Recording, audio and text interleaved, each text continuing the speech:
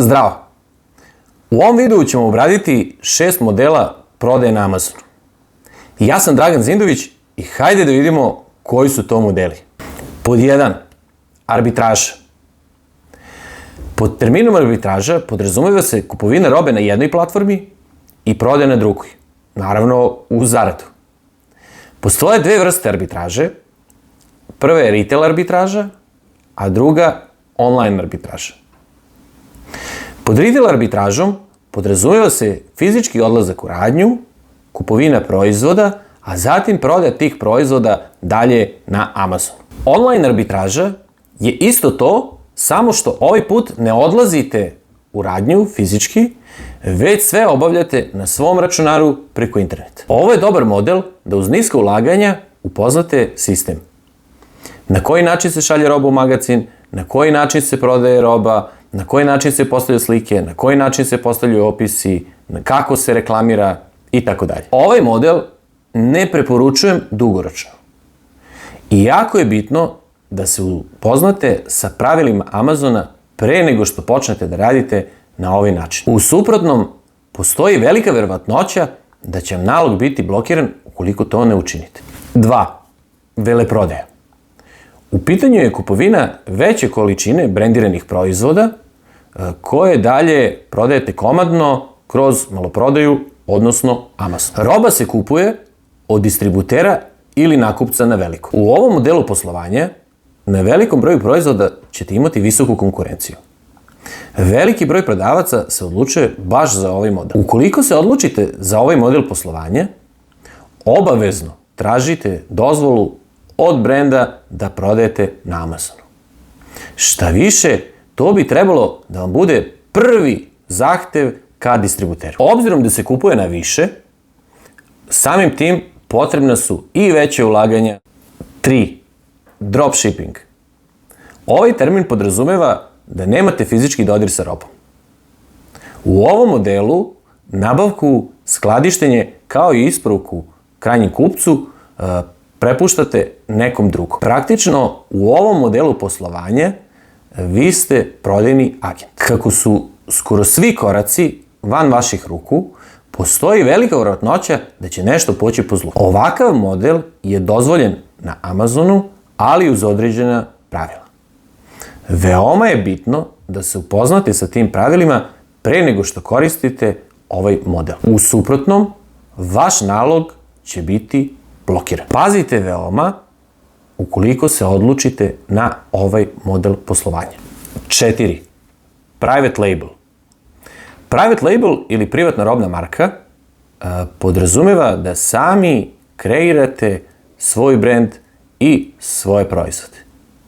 I u ovom modelu ćete imati dosta više kontrole nad proizvodima. U ovom modelu poslovanja marža je obično dosta viša i ne morate da se takmičite sa drugim prodavcima na nivou proizvoda. Loša strana je što samo vi kreirate taj proizvod, pa samim tim ga samo vi i reklamirate.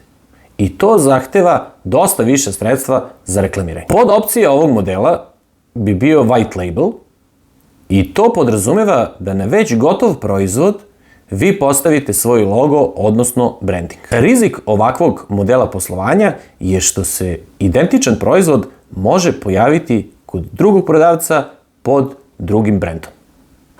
Ili još gore, da se proizvod koji je vizualno identičan vašem proizvodu, a niže kvaliteta, pa samim tim i niže cene, pojavi kod konkurenta. 5. Merch by Amazon. U pitanju je print on demand vrsta poslovanja i vaš proizvod može biti gotov kroz 4 koraka. Ta 4 koraka su sledeće. Prvi, da kreirate dizajn ili da neko drugi kreira dizajn u vaše ime. Drugi, da izaberete proizvod na koji želite da aplicirate taj dizajn. Treće, da izaberete boju tog proizvoda. I četvrto, da napišete opis i postavite cenu. I završili ste vaš deo posla. Vaš proizvod je spreman za prodaju. Kada kupac kupi proizvod, Amazon se dalje bavi proizvodnjom, isporukom kupcu, kao i korisničkom podrškom.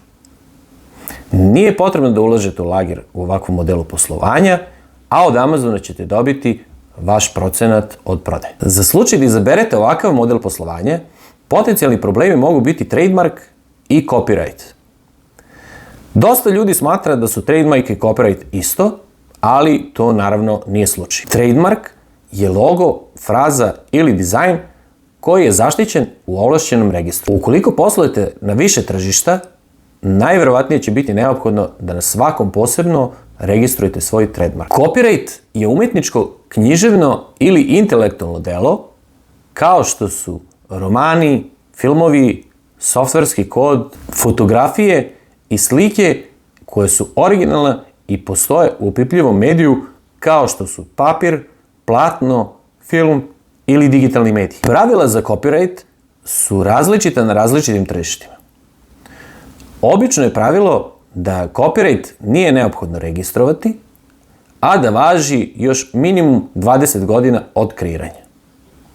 Moja preporuka je da svakako registrujete copyright. Ukoliko se niste upoznali sa pravilima za copyright i trademark, predlažem da se prvo upoznate, pa tek onda krenete u prodaji preko Merge by Amazon. Proverite koji zakoni važe na tržištima na kojima želite da prodajete. Ukoliko vi koristite trademark ili copyright koji je registrovan nekog drugoga, vaš nalog na Amazonu će najverovatnije biti blokiran. Ukoliko drugi koriste vaš trademark ili copyright, bilo bi dobro da se upoznate sa zakonskom regulativom kako biste dalje znali koje ćete korake da napravite. 6. Kindle Direct Publishing. Jednim klikom možete izdati svoju knjigu. Ukoliko imate ideju za knjigu, a ne možete da nađete izdavača, Amazon će štampati knjigu za vas. Ili je možete plasirati digitalno kroz Amazon Kindle uređaj.